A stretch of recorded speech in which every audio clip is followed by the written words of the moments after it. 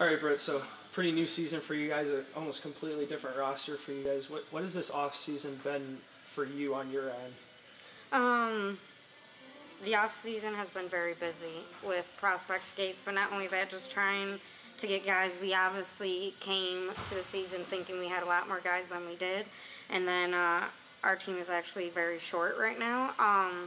And so the off season right now is continuing into the season and just grinding away on recruiting and pulling guys through and just helping the guys out that we have right now. We have a good core set of guys, and I know we're going to rally this season. We're going to do it all, and I know they're going to go hard, but we definitely need to pull in some more recruits.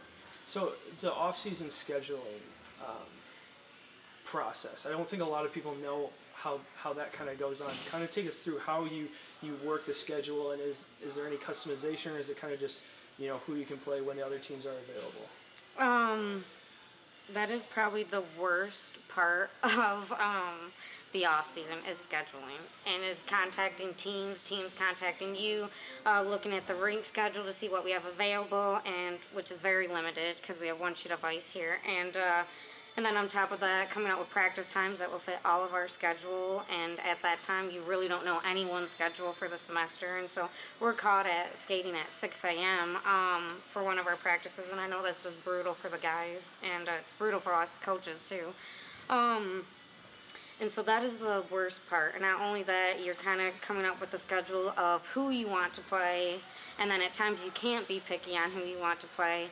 But this year we actually have a harder schedule than next year, and we're obviously trying to improve every year and give a good equality, I guess, on games that we can win versus lose. But yes, that's the worst part of off-season is scheduling. So it's your second season kind of coaching these guys. What did you learn from last season about how to coach these players? Because I don't know about your coaching history that much, but do you feel like you grew as a coach from last season to right now? I feel like even with my coaching experience, you always grow and you're always educating yourself, and you should never stop educating yourself on it. And so I'm always growing as a coach, and I did learn a lot. And mainly I've learned a lot about my veterans that I have and what they need to work on and what we should utilize practice for. And so you learn a lot through the guys and what you should base practice off. But also, I know from our new guys what we need to work on and where we should be and where we want to be as a team. So yes, I feel like I definitely grew in the aspect of going harder in the off season. We came into it with no off season the first year. This year was our first year we actually had an off season to build a team.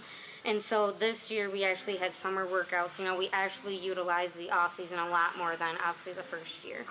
So you coach a lot of youth hockey. I know you do the skating classes. What do you take from coaching youth?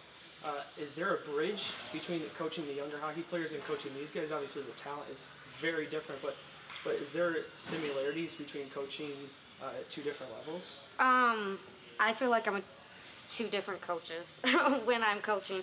When I'm coaching the men's hockey team, I'm hard. I'm very stern.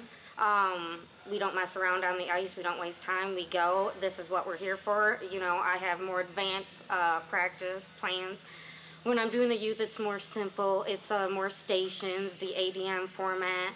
I'm not as stern as I would be with my the boys or my women's team. And it's more, but I'm always putting fun into it. You always want to put fun into it. Even that's something that they have similar, is I'm always trying to make it fun. Even from my college hockey team to the youth, we're out there to have fun. Yeah, we're here for a job, but we're here to have fun too. And you're coaching the women's team this year. Kind of give us a little taste of what you're excited for there. I know that's kind of a different challenge for you this year, but what do you expect from your ladies this season?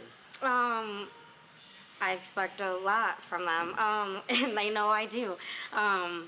But what I really expect from them is that we're going to have a wonderful season. This is the first season they're actually playing enough games to be qualified for nationals. I made sure that was one thing because that should be our goal every season. It has been a big change. Obviously, the women coaches before didn't do it more of the style that I am doing it. We are running this as like an NCAA team. We're here, we're organized, we're structured.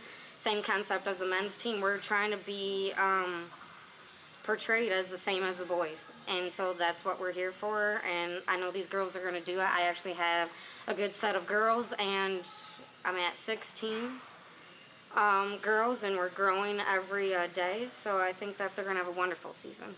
Awesome. Thank you very much. Thank you.